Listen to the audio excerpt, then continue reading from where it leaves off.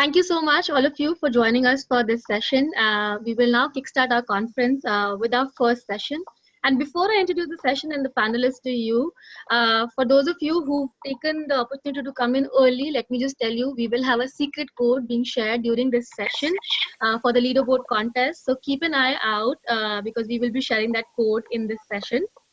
And so let's kickstart this conference with the first session, which is really a panel where we talk about the evolving business landscape that necessitates leaders to anticipate the future needs and prepare for them today. This session will decode the key trends related to talent and technology that will impact organizations in 2018 and the future. And to open this conference with this session and to chair this session, let me invite Esther Martinez, CEO and Editor-in-Chief, People Matters. Esther, I would request you to open the conference and introduce the panelists for the session. Over to you, please. Thank you. Thanks, Megha. And it's so exciting to be addressing all of you. When I normally address an opening conference, I can actually see people on the other side. And this time I have to imagine each one of you sitting in front of your laptops, having your cup of tea next to you, and really, feeling excited as I am right now to welcome you all for the first large-scale virtual conference that we have set up for all of you. When we were thinking and reflecting about this property, and I want to share, just take a few seconds before I introduce you to our panelists for this opening panel. The idea was really to make the conference opportunity inclusive and really bring speakers from around the world who have experiences and insights to share with all of you. And for us, the futuristic way of learning is going to be something that's scalable, something that it's inclusive, and something that can bring people from across countries in one platform with one objective, which is really accelerating our game as talent leaders to impact business and leveraging the power of technology. So throughout the next 3 days, you're going to see a lot of awesome sessions. There'll be master classes. They're going to be our product partners sharing demos about their products. So it's really about enabling you as a talent professional to take your organization to the next level, to really become that expert that your CEO and your business leaders are going to look after and say, okay, you guide us, you tell us what's available, you help us define the future roadmap for the organization from talent perspective. So I want to welcome you all, warm welcome, virtual warm welcome to all, and please do feel free to participate, to bring questions and to steer the conversation forward and make it as meaningful as possible for each one of you.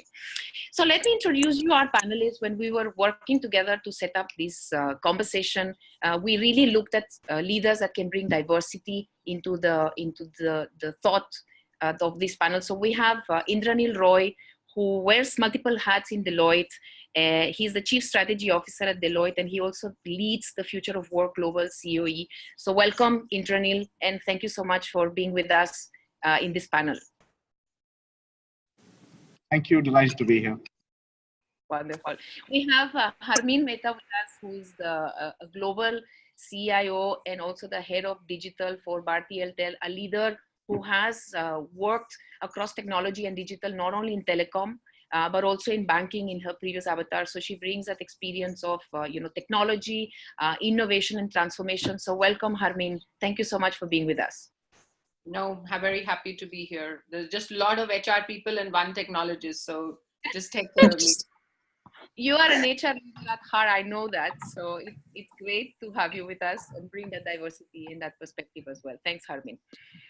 And we have also joining us Mukta Arya. She's the head HR for Southeast Asia and also the head of talent development of the region for Societe Generale. So Mukta, welcome. Welcome to the panel. Thanks. I'm also happy to be here. Great. Wonderful. So what are we going to do? I'm going to jump in straight to the conversation. And what I will invite each one of you is, you will see there is an opportunity to ask questions. I think it's called Q&A. Megha, correct me if I'm wrong. Please keep feeding the questions here, because as a team, when we were preparing for this session, we really want to make these 45 minutes we have together as relevant as possible for all of you. So feel free to start sending questions. I'm going to take questions very soon. But before I do that, what we wanted to achieve with this session was, there's so much going on in terms of trends. There's so much, I would say, noise in terms of what are the top trends, what are the top technologies, what should I be focusing on? And I think as HR professionals, how do I even prioritize what's important, especially if I look at 2019 as a time frame and making it very practical and very meaningful to each one of us from the short term. So how do I define and what's really relevant to me and to my organization in terms of what are the trends that are most critical for me not to miss out in 2018? So I'm going to request Indranil to start. Indranil, you work as the lead of the Future of Work Global COE. You have an opportunity to actually double click in some of those trends, and you work with many organizations supporting in their transformational journey. So if you were to pick up 2 or 3 trends which are inevitable, which are things that we must start incorporating into our talent strategy, what would those be? Sure. Thank you. Thank you. And hopefully you can hear me all right. Yeah, we can. Perfect. So I'll just talk about 2 or 3 things that we are noticing, Esther, in the market. And I want to start with this whole issue of automation of work that is getting a lot of press. So every time we talk about the future of work, the question comes up, am I going to have a job in a year's time, 2 years' time? Are we going to wipe out pretty much all the professions and human beings are just going to be contingent labor? There's a lot of doom and gloom hypotheses going on around what the future of work would look like. We'll have robots doing everything and human beings will not have work to do.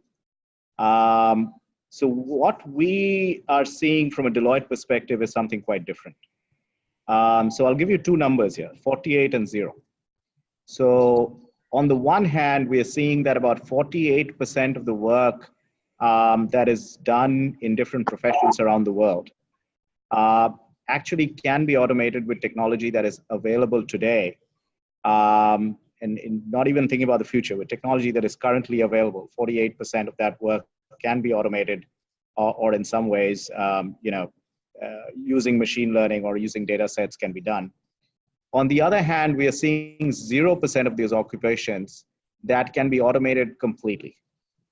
What that means is that we are probably going to see much more augmentation of human skills, augmentation of the human workforce, then we're going to see complete eradication of jobs and occupations. It'll probably happen in a couple different places, I grant you that, but we don't take a doom and gloom view at all. I think the key is that all of us over the next 12, 24 months are going to be working with machines. And we won't even think about it. We won't even, we won't do it consciously, but we're going to have machines helping us, being our assistants, being our record keepers, being our analysts, being our report writers, etc. So all of that technology is available right now, which is exciting because that frees up a lot of time for us to be able to do that human beings like to do and are good at doing, right? So we take a very positive view going forward to think about how the future of work is primarily human and it's augmented by machines. The second topic that I want to talk about is this topic of skills. Mukta would know about this. In Singapore, there is a huge effort to build a workforce that is ready with the skills of the future.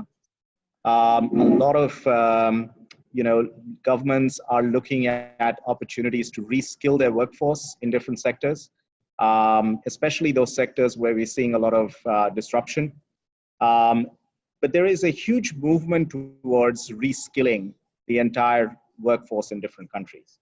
And the reason behind, there are many reasons behind it. The one data point that I'd like to share is that in our research, we are seeing that the half-life of a skill set, the half-life of capability, has gone from 30 years when we were young and coming into the workforce in the 90s to about 5 to 6 years today. So in other words, what we're seeing is that things that you're learning today would probably become irrelevant in 5 to 6 years' time. And that has immense implications for how you organize, how you learn, the technology that you use in learning, the way you design your jobs and occupations and all of that and careers. So I'll just leave it there. These are the 2 data points that I wanted to share, and hopefully we can get the conversation going from there. Thank you. Thanks, Indranil. And I think when I'm hearing you setting the context in terms of, the augmentation of talent, and also what will that mean when the shortening of skills happen that has an implication across HR. So I'm going to double click on both the organizations we have represented, so Societe Generale and Airtel, and then I'm going to come back to you to probably ask you some more questions on what you mentioned as well. But Harmeet, if you were to, and you've heard Indrajit and Indranil's point of view, and I think this is something that is very close to your heart as a telecom leader.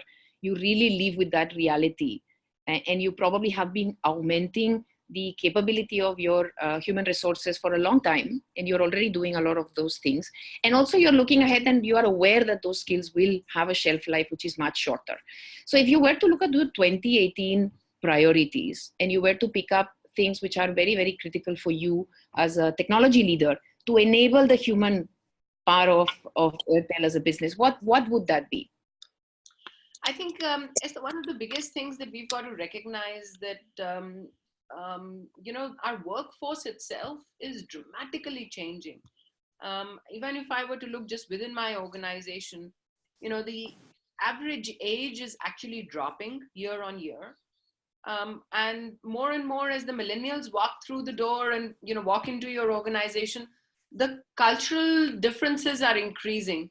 And part of that increase is the tolerance of the new generation with the idiosyncrasies of the previous generation, especially in a workplace, is actually much lower. And they are bringing everybody, almost dragging the rest of the workforce out of those dark ages and bringing them into a technology age just by the virtue of the fact that they exist in the same organization without doing anything else. That's how the thinking of all companies are changing. And if I look at, if you ask one of the millennials to go and fill a paper form for a leave application, he's going to quit the organization. That's how dramatic some of their reactions are. But somewhere in there also lies the opportunity. And hence a lot of our focus is going in really finding the same way that we are digitizing for our customers is doing that for our own workforce as well, and creating an opportunity to really bring, the power of everything that an employee has to do, and a lot more connectivity, a lot more touch points, but bring it in the palm of their hands on a, on a 5.5 inch screen. And that's dramatically changed how we work as an organization. We're a very distributed company across 20 countries and 18, 19,000 people spread across them. And the way we keep the pulse point of everybody, small things, we've got something called a moodometer.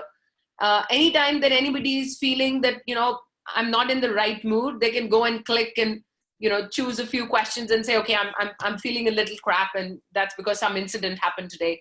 And the moment you vent it out, you actually relax, you feel you've told somebody. And it's a very good way of literally on an everyday basis, we can come back and tell you from deep analytics saying, this is how our workforce is feeling today. It's not about how they were feeling yesterday, it's about how they're feeling today. But more importantly, I think as leaders, we've got to recognize that the future of the organization, you are going to have an org chart that says, I have 59 people reporting to me and I have 17 bots reporting to me. But that is the future of the world. And that's what our org charts are going to look like going forward. That's what I want my org chart to look like. If I don't have enough automation going on, that's shame on me as well. And actually it's really changing the way people work. But one of the most dramatic things that I feel it's doing, especially in my industry and in particular the technology and the engineering field as well, but actually almost across all verticals, is a lot of the mundane jobs is, yes, a lot of them will get automated and maybe some intelligence work as well. But the derivative of that still remains with the humans. But the more important thing is, I think the era of generalization and general skills and management, that is quite dead. Today, all our organizations, we will pay through the nose and we'll jump through hoops and we'll change policies for a specialist coming into the organization just to make sure that they are comfortable. You lose one specialist and you don't sleep for days. You lose 10 generalists and you don't even interview the replacements yourself. You just tell your HR head and the vertical leader saying, okay, go find one. But that's what's dramatically changing as well. So people have to, and our organizations, we've got to start investing in not just generic skills, but in creating those pockets of specialism, because that's what's going to keep us relevant for the future, and differentiate us from what the bots are doing and what the humans are doing.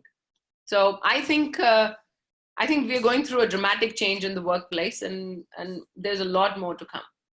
Yeah, thank you. Thanks, Harmeen, for sharing your initial thoughts. And I'm going to come back to you on how do we create those niche skills. And I'm very intrigued, how will you do performance management with your direct reports being bots? Maybe if we have time, we can tell you that as well.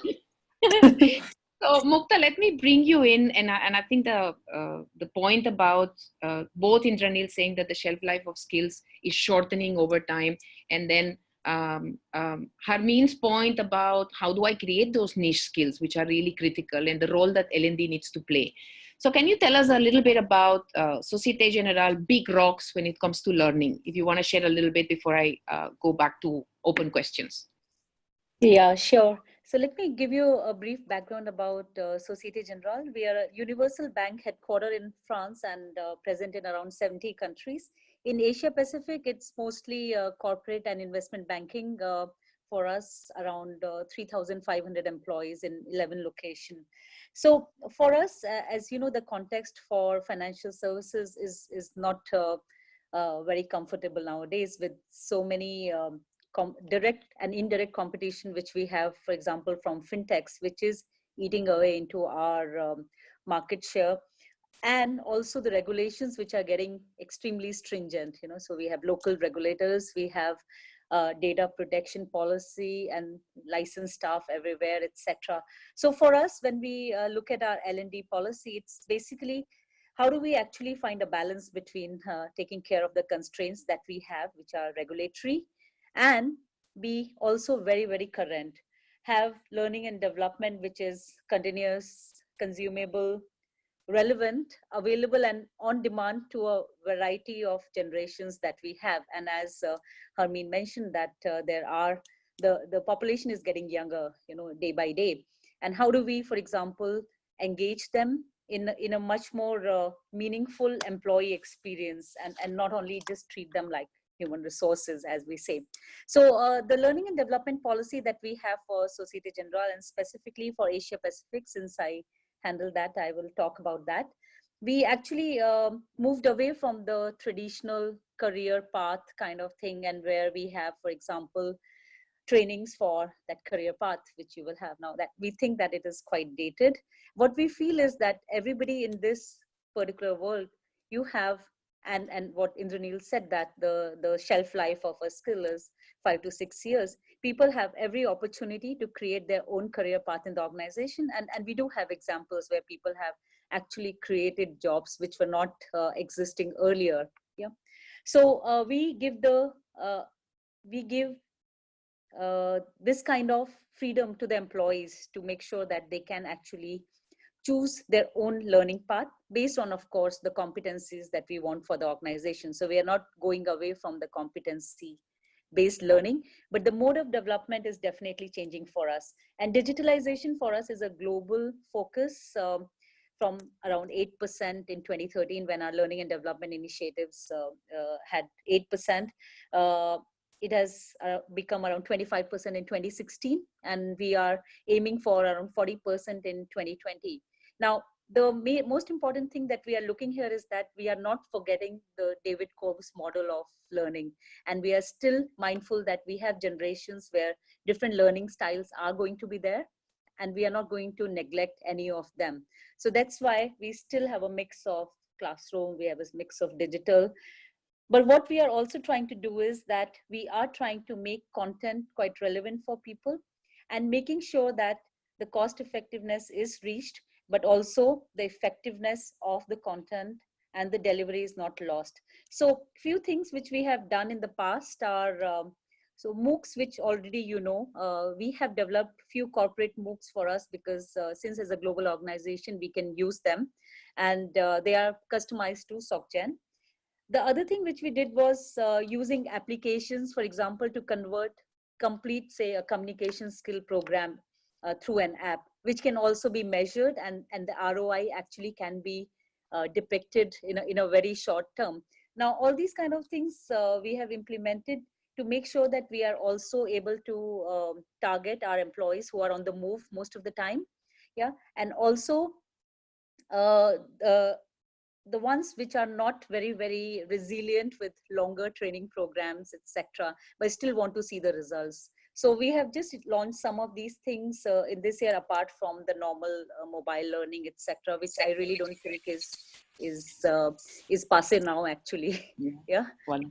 We think that there's a lot to be done in this field, and we are finding a lot of fintechs in Singapore, for example, coming up with new apps to actually digitalize learning and development in a much more effective way. So we are actually I meet almost like 2 to 3 fintech companies every month, to identify what they have to offer for training our employees. Wonderful. Thanks, Mukta. Now I can see there's some questions already coming up on the learning piece. So with the audience, with the panel's permission, I'm going to jump into questions. And because the audience is very diverse and we have many leaders from across the region, probably heading different parts of HR and non-HR as well, the questions may be a little disconnected with each other. But I think, as a panel, I know you guys will do a great job. So I'll try my very best to try to take the questions in a logical order. But bear with me if the questions are a little disconnected. So I'm going to start with you, Indranil, on a question that Rashi is asking. You're talking about the half-life of skills being 5 to 6 years. How are we preparing our leaders or our organization to be able to keep up with that shelf life being so short? And any illustrations that you can share, because you work with organizations from across the region. So any best practice or any case study that you can share with our audience today? Okay. Hello, Rashi. Great question. There are a couple of things that I would say. First of all, I'll talk about a shift in mindset when it comes to learning.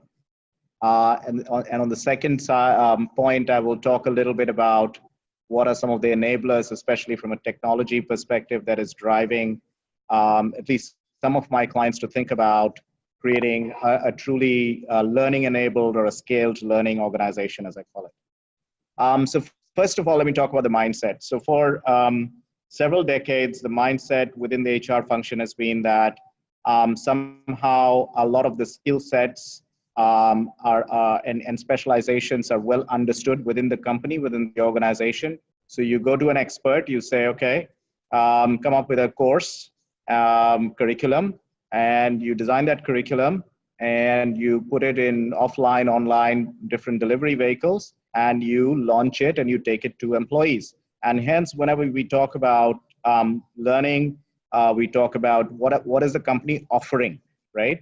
What courses are you offering? What is L&D offering? What is L&D putting forward? And as we get into a situation where two things are happening, one is that the boundaries of different businesses are getting indistinguishable. So, if you're a payment company, are you a telecom company, or are you a financial services company? Or are you a technology company, right? So as the boundaries of those industries become more and more blurred, we're beginning to realize that a lot of the capabilities and the skill sets of the future actually don't exist within your company. In fact, they probably don't exist within any one source or an individual who is an expert in that area. So it's important to not create content for L&D teams to stop creating content, but start curating content, right? Start bringing people together who may have pieces of the puzzle, may not have the entire skills curriculum, but have pieces of the puzzle, and then create those communities so that they can learn from each other, learn from peers, and learn by doing. The most important thing is learn by doing, as opposed to learn by teaching or telling. So the reason why I'm setting this context is that requires a completely different set of tools, a different way of thinking, a different way of where you spend your money, how you track effectiveness, etc. So that requires you to create peer-to-peer tools, community tools, tools around social learning, micro-learning, 5-second videos, 10-second videos, learning while you're doing things. So one of the telecom companies that I'm working with in the UK is basically videotaping their salespeople and looking at what those most effective salespeople are doing in the moment, in the customer interaction, and then sharing those videos online. So not really creating content and creating the playbook of selling, but connecting the best salespeople to others so that they can learn from each other. So that's one thing that to keep in mind as we think about the skills of the future. They will often be curated, they will often be created by communities and peers, and not by a centralized HR or L&D function. And I think a lot of my colleagues in kind of the L&D space are, to some extent, grappling with that, I would say, realizing it conceptually and intellectually, but emotionally kind of grappling with that shift. So yeah, so that's the one thing that I would highlight. Yeah. Thank you. Thanks, Indranil, for sharing that. And I'm going to come to Harmeen now. And I loved your point that you concluded saying that how ready are we as HR leaders to let go, letting go of how learning is curated, letting go of how learning is created, because the learning actually exists in the organization itself. And I'm connecting that with what Harmeen, you spoke about. There is a question from Dibya Amalraj. Dibya is asking about the moodometer. How does it really work? Can you elaborate? And I think that's also a way to let go and enable the manager to have access to what's the mood of my team. What is it that I need to do today? And it's about giving that real-time data, which normally it used to be with the HR. It used to be once a year or twice a year, or maybe some progressive organizations used to do it quarterly. But the moodometer is something that you can do at the moment. So I can feel that there is a challenge in my team. And as a leader, as a manager, as a people manager, I'm enabled to actually do something about it. So can you tell us more, Harmeen, about how does that moodometer is enabling managers and empowering them to take charge of their teams? So I was actually just, about to reply to her as well. But it is, you see, is part of the same surveys that we used to do. This is the difference in yesterday's thinking and today's thinking. Yesterday's thinking was, it is March, it's time for both the company's appraisal and the employee's appraisal. Let's go and ask everybody, how are you doing? 20,000 people are replying. Everybody is actually replying to, the questions are you feeling good in the organization? Do you think you have a future? Are you engaged enough? Are you clear about what you've got to do? You've got the tools, you're getting the learning, all that stuff. Everybody, if I've had a crappy fight with my boss yesterday, that's going to completely influence my answer of today, because that's what we are humans. At that moment, I'm not going to think about the fact that, no, he's going to be most of the year, last 2-3 days, he's been a little crappy. At that point, I'm going to think, let me go and screw the hell out of him and what I can do with this little tool in my hand. And in fact, it's a very biased answer. And the same thing could be, I've just got promoted, I'm feeling good. I'm not going to really feel there are a lot of employees who wouldn't really say what's on their mind, because they'll feel, oh, this is all going to get aggregated at the team level and the team score is going to compare and every team is going to be compared to every other team. It's a very different way of doing things. And today's generation actually doesn't have a batch mode. They're all real time. So it's the same questions that we would normally ask at the end of the year, but we've put down, everything we do is digital. Our entire employee engagement is digital. And hence the same tool that all of our employees use for doing everything from interacting with each other, etc. We put the moodometer there and we've said, when you have a crap day, that day we definitely want to hear from you, because we want to know what happened on that day and what you were feeling. And if you had a really good day, then also we'd like to hear from you. But it's more important that we understand and we are there when you are feeling down. And I think, it's still anonymized and people can still say what they want, but it's just that the power of doing something at the moment of time when you're actually feeling it, it's very different to recalling 365 days later, saying, what has the year been like? How many good days have I had? How many bad days have I had? It's a very different way of engaging with people. And we do that, actually we do that really, really well. We've got a lot of our extended workforce. I mean, Edel actually employs hundreds of thousands of people across the country for, through our various partners and contract staff and so on and so forth.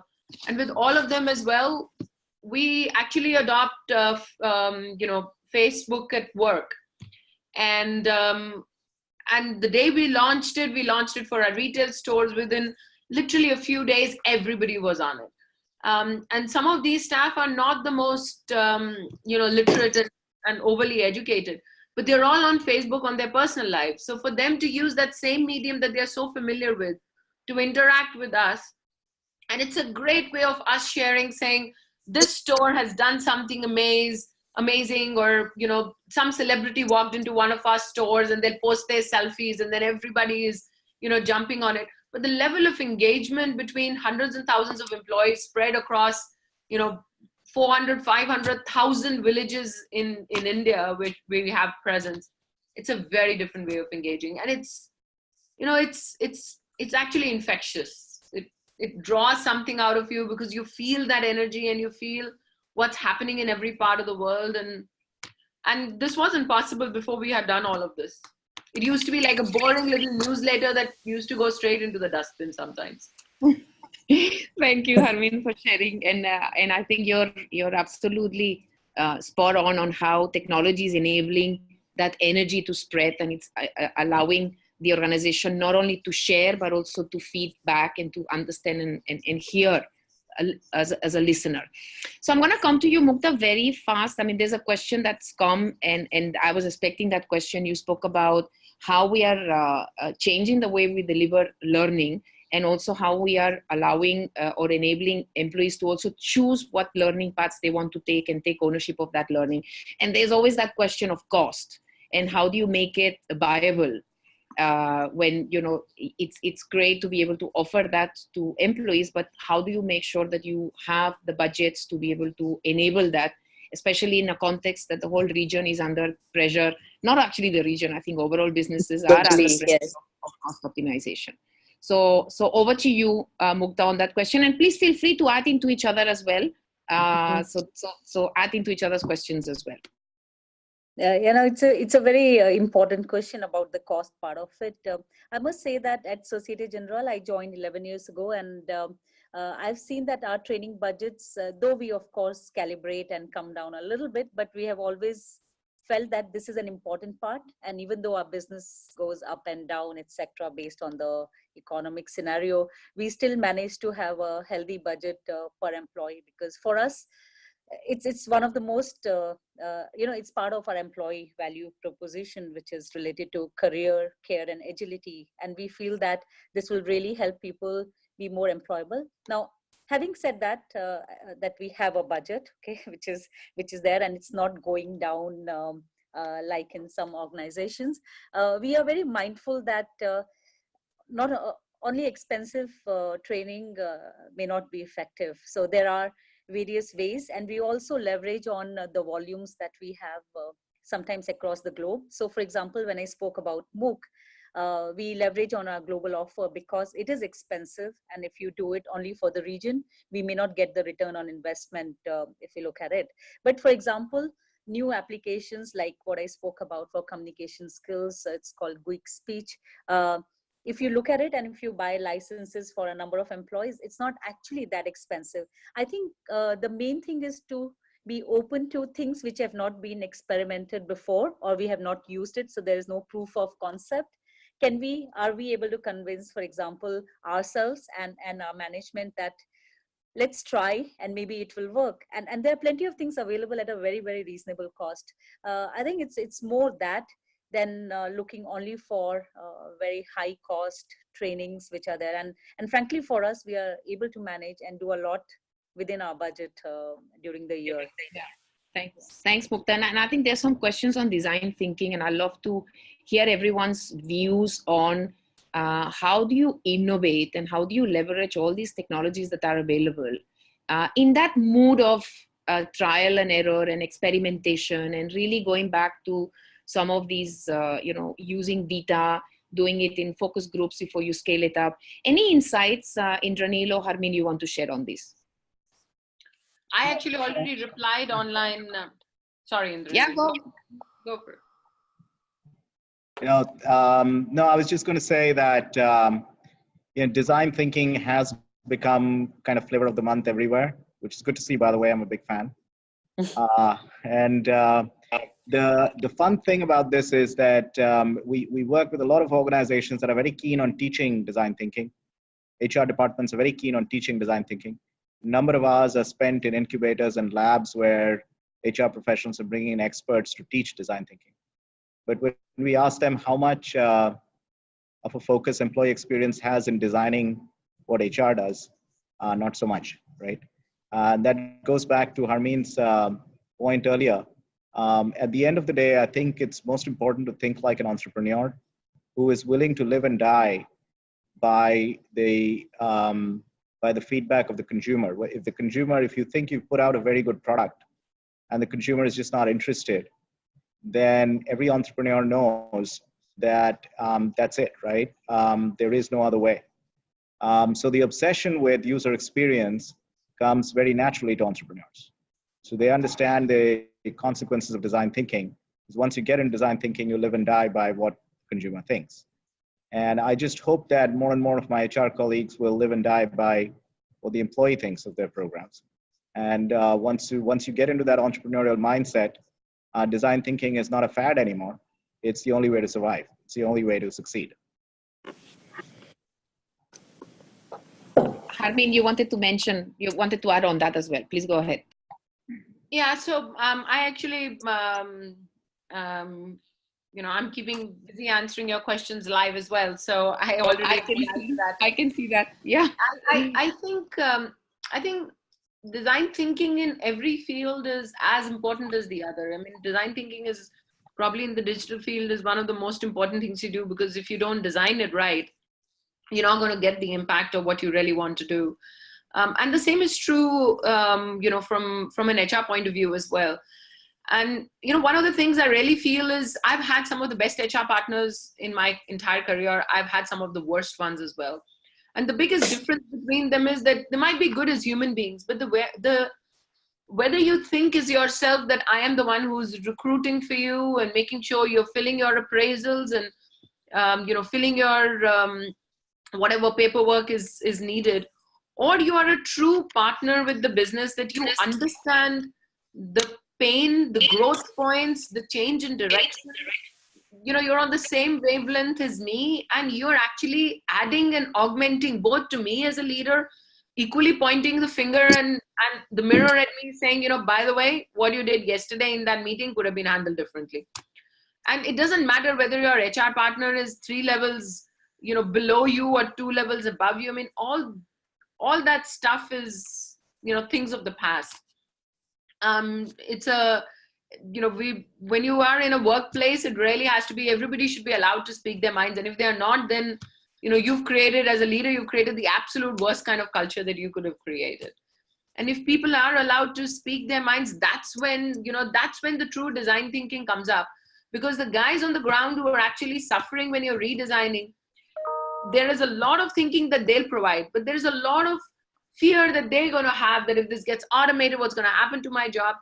And actually, one thing I do believe is that design is the last thing that should be delegated. It should be the most collaborative and cohesive, but it's the last thing you should delegate.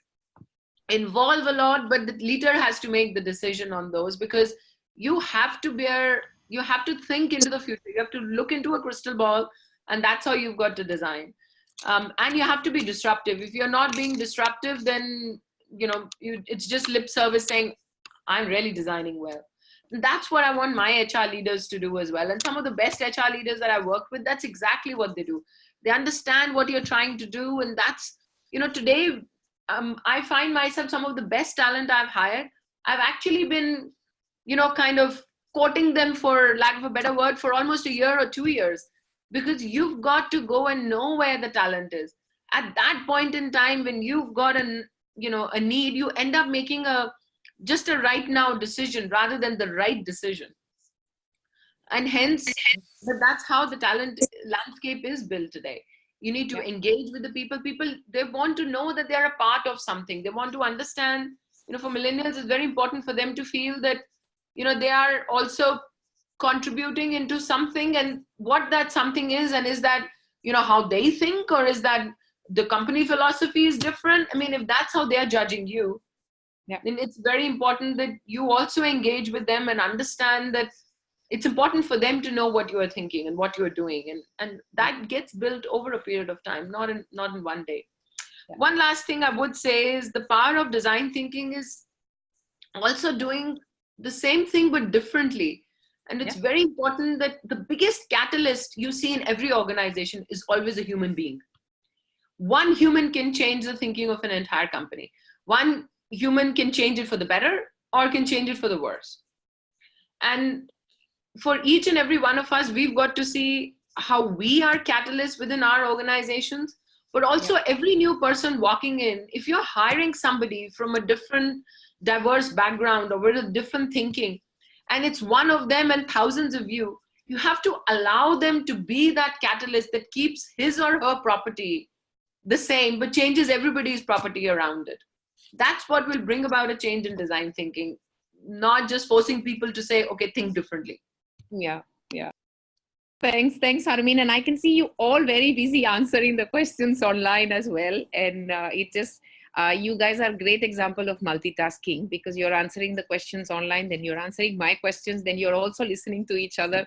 Really hats off to your multitasking abilities. So there's a question I want to take here on the prototyping, and Vivek is asking, how do we encourage prototyping? And specifically, he's specifically asking about employee engagement. We spent a little bit of time already on learning, but when it comes to employee engagement, Indranil, you spoke about, are you putting the employees at the center? And Harmeen, you spoke about how individuals eventually are the catalyst for change. So any examples on employee engagement and how you've seen organization thinking very differently about employee engagement? So I'll tell you, so not everybody in my team is fully sane. So I apologize in advance for that, but we do a lot of random things. The guys, they did so a lot of my team is very young, and when we're going through and we're about to release a product, they have a tendency to binge code, which means they'll come to the office and they'll not go home for 3-4 days. So, they'll literally be working round the clock, and they'll stay here, or they'll find a bug and then they won't go till it's solved, and they'll have a bet with each other saying, I'm not going to leave the office till it's fully solved. And sometimes it's 2 or 3 days. And despite the fact that, maybe some people can complain that the floor is smelling a little bit, but there is a lot of things that you have to do, and that's how they think and they work. And so you have to adapt to that.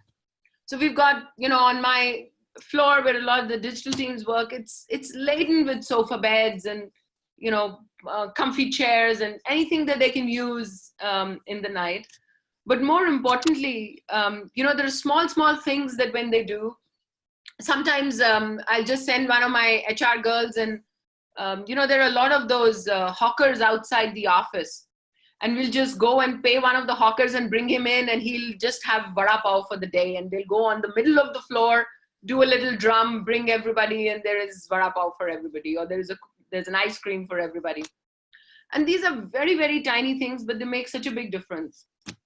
And the other thing is, when we have a lot of bets within the team as well, and they'll all, sometimes we'll have a big launch and we'll say, okay, when is the site going to crash? How many people are going to come? And every time they'll ask for something really difficult from me. And the trick is that how to still, work within your means, but allow them to have that freedom to say, okay, it's literally like a genie's wish. You wish for anything and it will be granted. And you might not always like or agree with the wish that's come, but the point is to make it happen then. And I think that's what gives the team a lot of power. And of course, they're really pampered and spoiled, and that's the downside of it. But, probably someday HR will tell me how to strike that balance better. So Harmeen, make a big difference. The whole audience is upsurged with your comment on HR girls. So, so there's like question mark. I know Harmeen very well. Except there's only one guy in my entire HR. All of them are girls, and they do a wonderful job. Good. So let me come back to you, Indranil, on this engagement. And I think there's a question on Indonesia, Telkom Indonesia, and what they're doing things differently. But give us some examples on engagement and what you've seen companies doing very differently on engagement piece. Okay, so let me touch upon prototyping and engagement first.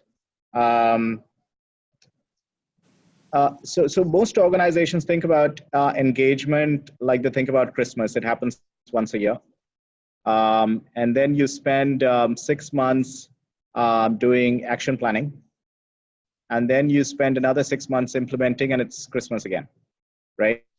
Because you're going through another round of data collection. So it's important as you think about prototyping and the response to employee engagement issues that it's viewed as ongoing user testing. And it can be the simplest of things, right? So when you're thinking about, any sort of a policy change, right? You want to think about whether it's more useful to employees to give them car parks, free car parks, or to give them, open seating in the office, right? You can set up any of these policy changes, or most of them, as experiments. And you can take it directly to your users, run that experiment for 2 months or 1 month or a few weeks, understand what the response is of the actual user, the actual employees, and then start thinking about scaling employee engagement programs. So I think a lot is, a lot of drama is done around this whole rapid prototyping and validation and user testing thing and sprints and so on and so forth. And we run a lot of sprints as well. But at the end of the day, it's a mindset of saying that maybe before we launch something across the organization, we may not have the right answers. Let's take it to our users, the employees, and figure out what is it that they're looking for. And we can get that feedback and be humble about it, listen to that, iterate and launch version 2, version 3, version 4. By the time you launch version 4, you're onto something, all right? So I don't want to make a big deal of it. I think it's absolutely spot on. It's important. But let's do it as BAU, as business as usual, and not a fancy thing. On the Telecom Indonesia piece, it's public information. I can share it with you. They're running a program called Amoeba. It basically gives millennials the opportunities of becoming entrepreneurs. So their millennial workforce comes up with ideas about telecom-related services. Could be in education, could be in healthcare, could be in agriculture, could be in mobility. And they basically tie up the millennial employee with great ideas along with startups in the ecosystem. And they basically put a fund together called Amoeba that is available online. You can take a look at the 40-odd enterprises that they have incubated with their own employees and with startups from the external ecosystem. And a couple of them have scaled up to significant, Series A funding, Series B funding, etc. So I was just mentioning that as an example of what some companies are doing to, especially with millennials who are keen to make an impact quickly, give them the challenge, throw them the challenge. But I always say that just because you're a millennial, you don't have the right to ask for funding for your idea. It's on the strength of the idea, not on the age of the person who has the idea. Wonderful. Thanks, Indranil. And I'm going to take Ranjini's question, and because I think that's relevant. I'd love to hear everyone's point of view in the panel. And I'm conscious about time, so I'll see how many questions I can take before we close. But I think that's a really nice question. Ranjini is asking, what competencies do you look for in HR teams or HR leaders to incorporate all these trends and all these, changes that we're seeing in the organization? So what are the competencies that will help that HR leader to navigate through this and incorporate all these trends we're discussing? Anybody who wants to start? Maybe can I start? So go ahead. From my point of view, I think the most important is open-mindedness to things which are new, things which are there earlier, etc. But then how do you adapt them? So that's very, very important. Not judging, things which are going on. Adaptability and change management, I think, is extremely important. And also, I think to be really focused, because in the clutter of all these things, so many things which are bombarding us, really to focus on what is important for the organization, based on the needs. It's extremely important, according to me. So Esther, next, yeah, I think I fully agree with Muktab, and I think it's also about we're talking about reskilling people, reskilling organizations. That of course means HR is part of the organization and a very incredible part. It's almost like HR needs to be like a little bit of the guiding light that holds your hand along, and regardless of whether you're at the top or at the bottom, it's got to be the same. And I think if you're about to stumble, they hold your hand there as well. And if you're soaring too high, they hold your hand there as well to make sure you don't fall. I think the biggest difference that I feel is I see a lot of traditional HR leaders are very good at engaging at the top, very good at engaging with senior management. And that's what they feel that, if I keep the boss happy, or I keep my, vertical head or my business partner happy, that's what the HR engagement's all about. And I see a lot of the startups, and in fact, we'd studied about 8 or 10 startups before I'd even set up the digital organization 3 years ago. And we found that one of the biggest difference was the culture. But the biggest part of that culture was how HR was engaging and how different it was, rather than just be focused at the top, how it was all about an obsession with the employee. And I think that, and large organizations, that's even greater divide, because that's how it's traditionally been set up. And that's how we've always managed our function. I mean, people are, he's a 1 rater or a 2 rater or a 3 rater. That's how people are known within organizations, rather than really being at the pulse. And, we have a challenge that if any of my guys is out in the market, I want my HR guy to know first, that somebody is not feeling right. They're feeling a little disengaged. And you can't do that unless you really have the pulse of the people, unless you're spending a lot of time and energy and money on coffees. I mean, that's the most important ingredient, is caffeine in an organization. That's what makes everything happen. So I'm seeing Indranil nodding. So what's your point of view, Indranil? I mean, we have like 5 minutes left, so I don't want to go into a discourse about all the competencies that are important for HR. I personally feel that the HR profession is at a crossroad. It is changing so dramatically that I would say within the next 5 years, 80–90% of the people who will emerge as the strongest in the HR profession actually may not have grown up in the HR profession. They will probably come from other areas into the HR profession. So if I were to call out in the little bit of time that we have, the one competency or capability or muscle or whatever you want to call it that I feel that HR profession and human capital practitioners like us really need to build, it is data science. I think that the fact is that a lot of decisions around what to do in the organization, what not to do, what is the culture, what is the engagement, a lot of this is still based on conjecture and on essentially on opinions that are gathered at woefully inadequate intervals through means that are not necessarily valid, et cetera, et cetera. And if you look at any organization, the amount of data that your organization generates on a daily basis, you'll be amazed at how many data points the organization is generating with or without your knowledge, right? On a daily basis. And what I find that the smartest HR people that I'm working with really understand data science and how to utilize data that is being passively generated, not through surveys or anything, but passively generated, and use that data to make sharper, smarter insights and build programs. So to take recruitment, for instance, the use of data science in recruitment is actually going through the roof at the moment. We are getting to a point where I won't mention specific names of companies, but organizations are saying, okay, we can actually crash the ability to assess a candidate from days and weeks to minutes. And all of that is using AI and data science. So I think HR professionals who are data science fluent will outperform those that are not by 10x, 100x going forward. Great, thank you. Thanks, Indranil. And as I'm looking at time, we just have 3 more minutes to go.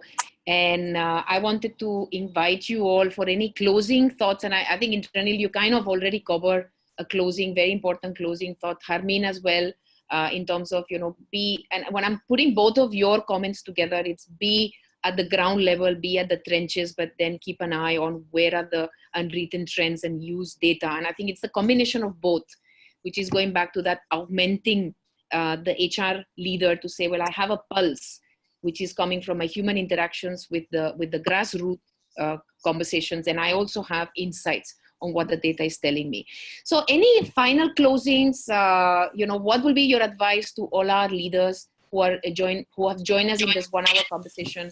What will be your final closing advice, Harmeen, on what is it that you will invite everyone to do or think differently going forward? I think I'll just reiterate, people are the biggest assets for any company. So, value them and be close to them, and don't, the last thing and the worst thing you can do as an HR professional especially is be judgmental. So don't judge by the book by its cover, but really understand people for what they are. Let them play on their strengths and make their strengths bigger, and don't try and change every one of the weakness. Otherwise, everybody is going to look and feel the same, and you're going to have no diversity in the team at all. Okay, so appreciate people for who they are and just let them be. And in fact, encourage their good side. That's what it should be all about. And the second thing I would say is, as your workforce gets younger, but treat them as not only as equals, but as intellectual equals as well.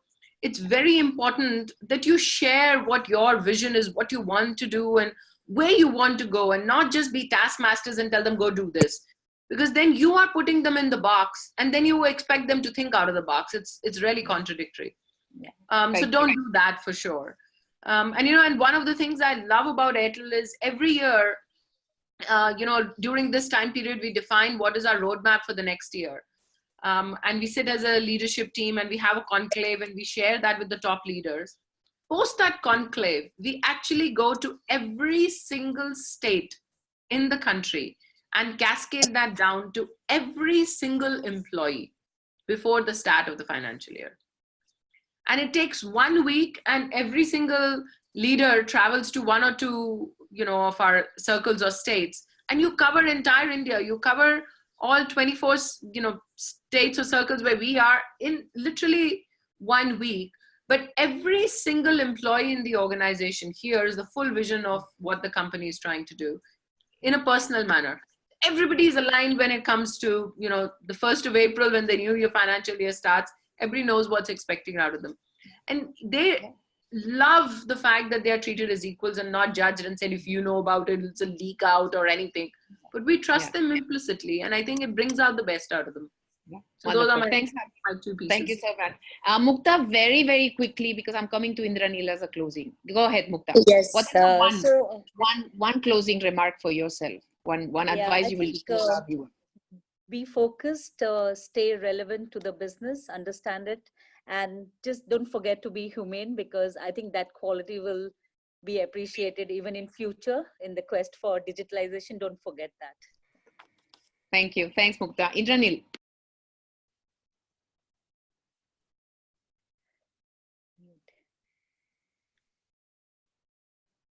Indranil, you're on mute, I think. Yeah, okay. Okay, can you hear me now? Yes. Yeah, the last thing that I would say is the importance of simplification in HR. I find most HR functions obsessed with complexity and frameworks and theories and whatnot. And, I see the role of HR in terms of simplifying and making sense of what is going on around us, because the more we hold on to our frameworks and, jargon, the more irrelevant we'll become very, very quickly. Thank you. Thanks, Indranil. So we've got simplification, focus, and authenticity. I think if I were to summarize the last 3 points that we've heard, what a great start. What a great opening. Thank you so much, Indranil, Harmeen, Mukta. Thank you very, very much for being part of our opening session at Talent Tech Evolve. It's been fantastic. There's a lot of questions still open. So if you have 5-10 more minutes, I will invite you offline to respond to some of those questions by text, so then we get the opportunity to get the answers. Yeah, so thank you very much. And I think we're moving now to the networking time. Megha, anything else that we need to announce to our delegates? Yes, Esther, there is one thing which was actually the first question that came in. That's the secret code for this session for your leaderboard contest. And to all of you who are viewing this session, the secret code for this session is hashtag TechTrend1. I will just spell it out so that you get it correctly. So it's hashtag TECHTREND1. Hashtag TechTrend1. So go and put this code in and strengthen your position on the leaderboard. Thank you. Thanks, Megha. And a big, I mean, normally I would say a big round of applause. We don't have applause, but I want to thank you very much, Mugdha, Harmeen, Indranil. Thank you very much for joining us today. Thank you. Thanks a lot for having us. Thank you, All right. everyone. Thank you. Bye-bye now. Thank you. Bye. Bye.